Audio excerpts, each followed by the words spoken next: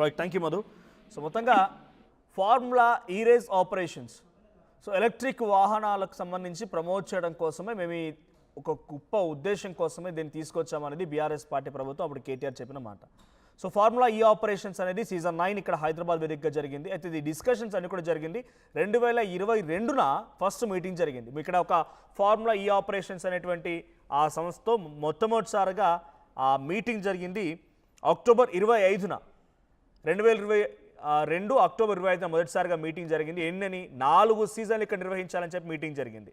4 సీజన్లు నిర్వహించి ఆ 4 సీజన్లు హైదరాబాద్ ట్యాంక్ బండ్ పైన ఈ సీజన్ నిర్వహించాలనేది డిస్కషన్ అప్పుడు జరిగింది. అయితే మొదటిసారిగా ఈ 2023 ఫిబ్రవరి 10-11న అక్కడ ట్రైపార్టీ అగ్రిమెంట్ జరిగింది. సుమారుగా 250 కోట్ల రూపాయల ఖర్చు. దాంట్లో తెలంగాణ ప్రభుత్వం వాటా ఎంత అంటే కేవలం అక్కడ ఏర్పాట్లు చేయడం కోసం మాత్రం. ఏర్పాట్లు ఏంటి? రోడ్ని ఆపరేషన్స్ కోసం తగ్గట్టుగా చేయాల్సింది. మహా అయితే తెలంగాణ ప్రభుత్వం ఖర్చు పెట్టింది, అప్పుడు హెచ్ఎండిఏ ఖర్చు పెట్టింది అన్ని రకాల పర్మిషన్స్తో ఒక 20 కోట్లు 25 కోట్లు అంతవరకు మాత్రం ఖర్చు పెట్టింది రోడ్లు ఏర్పాటు చేయడానికి.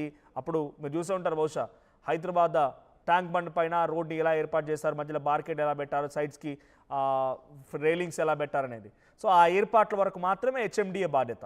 ఎఫ్ఈఓ అనేది ఆ సంస్థ ఇక్కడికి వెహికల్స్ తీసుకొచ్చి ప్లేయర్స్ తీసుకొచ్చి గేమ్ ప్లే చేయించడం ఎఫ్ఈఓ బాధ్యత. ఇక ఏఎస్ నెక్స్ట్ జెన్ అనే కంపెనీ అక్కడ పూర్తి స్పాన్సర్షిప్ బాధ్యతలు. ఏమని డైరెక్ట్గా ఎఫ్ఈఓ సంస్థకు డబ్బులు ఇవ్వడం, టికెట్ రేట్లను పెట్టుకోవడం, తర్వాత అక్కడ జరిగేటువంటి ప్లేయర్స్ అన్ని రకాల అందుబాటులో తీసుకోవడం, యాడ్స్ వేసుకోవడం, ఇక అక్కడ జరిగేటువంటి తతంగా మొత్తం చూసుకోవాల్సిన బాధ్యత ఏఎస్ నెక్స్ట్ జెన్ కంపెనీది.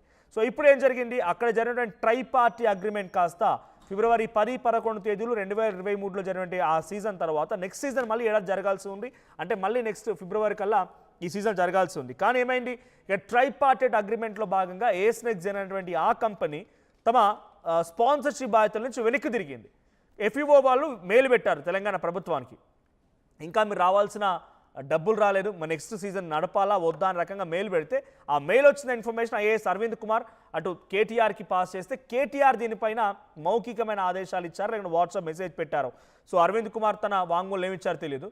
సో ఆ రకంగా ఆయన 55 కోట్ల రూపాయలని, అంటే 9 crores of tax and 44 almost 46 కోట్ల రూపాయల నిధులు అండ్ 9 కోట్ల రూపాయల ట్యాక్స్, ఈ రకంగా 55 కోట్ల రూపాయలు డైరెక్ట్గా వారి ఖాతాలోకి పంపించినట్టుగా, అంటే దానికోసం వినియోగించినట్టుగా తెలుస్తోంది. సో విదేశీ కరెన్సీ వాడారా లేకపోతే డైరెక్ట్ ట్రాన్స్ఫర్ అని తెలియదు కానీ రకంగా వాడేశారు. సో అరవింద్ కుమార్ ఎప్పుడైతే ఈ అమౌంట్ ట్రాన్స్ఫర్ చేశారో ట్రాన్స్ఫర్ చేసిన తర్వాత అగ్రిమెంట్ జరిగింది. సో ఇక్కడ ప్రధానంగా కాంగ్రెస్ పార్టీ ప్రభుత్వం చెప్తున్న మాట ఏంటంటే అప్పనంగా కట్టబెట్టారు 55 కోట్ల రూపాయలు హెచ్ఎండిఏ నుంచి. అసలు బాధ్యతలే లేవు హెచ్ఎండిఏకి. 10 కోట్లు దాటితే పర్మిషన్లు కావాలి. ఏఎస్ నెక్స్ట్ జెన్ వెళ్ళిన కంపెనీ వెనక్కి వెళ్ళిన తర్వాత మీరు అగ్రిమెంట్ చేసుకోకుండా ఎందుకు ట్రాన్స్ఫర్ చేశారు అంటే ఇది ప్రభుత్వ నిధుల దుర్వినియోగం అని చెప్పి ప్రధానంగా ఆరోపణ చేస్తూ ఈ కేసులో ఆయన అప్పనంగా డబ్బులు పంపించడం ఒక ఆరోపణ. తర్వాత ఏఎస్ నెక్స్ట్ నుంచి ఎలక్ట్రల్ బాండ్లు కొనుగోలు చేయడం, రకరకాల ఆరోపణలు ఎదుర్కొంటున్నారు. సో 2002లో హెచ్ఎండిఏ ప్రిన్సిపల్ సెక్రటరీ అయినటువంటి దానకిషోర్ ఏసీబీకి ఫిర్యాదు చేస్తే ఈ కేసు ముందుకు వచ్చింది. డిసెంబర్ 19న ఏసీబీ ఎఫ్ఐఆర్ నమోదు చేసింది. జనవరి 9న కేటీఆర్ మొదటిసారిగా విచారణకు హాజరయ్యారు, 2 సార్లు విచారణకు హాజరయ్యారు. ఇప్పుడు ఫైనల్గా ఛార్జ్ షీట్ దాఖలైంది. A1గా కేటీఆర్, A2గా అరవింద్ కుమార్, A3గా బిఎల్ఎన్ రెడ్డి, A4గా ఇంకొక స్పోర్ట్స్ కన్సల్టెంట్ అండ్ A5గా ఎఫ్ఈఓ సంస్థ. మొత్తంగా 5 పైన ఛార్జ్ షీట్ దాఖలైంది. మరి దీని తర్వాత ఎటువంటి విధంగా ఉండడం చూడాలి. సో నిజంగానే కేటీఆర్ని అరెస్ట్ చేస్తారా? కేటీఆర్ని అరెస్ట్ చేసే అవకాశం ఉంటుందా? రేవంత్ రెడ్డి అంతటి సాహసానికి ప్రయత్నం చేస్తారా? మీ అభిప్రాయం ఏంటి? అరెస్ట్ చేయాలనుకుంటున్నారా లేదా? కామెంట్ చేయండి.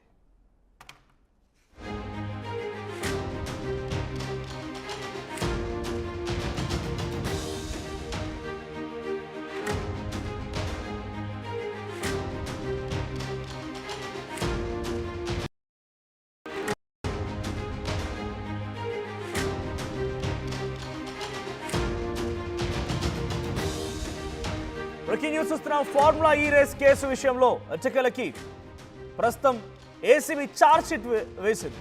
సో దీంట్లో బీఆర్ఎస్ వర్కింగ్ ప్రెసిడెంట్ కేటీఆర్కి బిగ్ షాక్ అని చెప్పాలి. ఫార్ములా ఈ కార్ రేస్ కేసులో ఏసీబీ ఛార్జ్ షీట్లో A1గా కేటీఆర్, A2గా ఐఏఎస్ అరవింద్ కుమార్, A3గా హెచ్ఎండిఏ మాజీ చీఫ్ ఇంజనీర్ బిఎల్ఎన్ రెడ్డిలు ఉన్నారు. A4గా స్పోర్ట్స్ కన్సల్టెంట్ కిరణ్ మల్లేశ్వరరావు, A5గా యూకేకు చెందిన ఎఫ్ఈఓ సంస్థని దీంట్లో జోడించారు. ఇక కేటీఆర్ నిబంధనలకు విరుద్ధంగా 55 కోట్ల రూపాయలు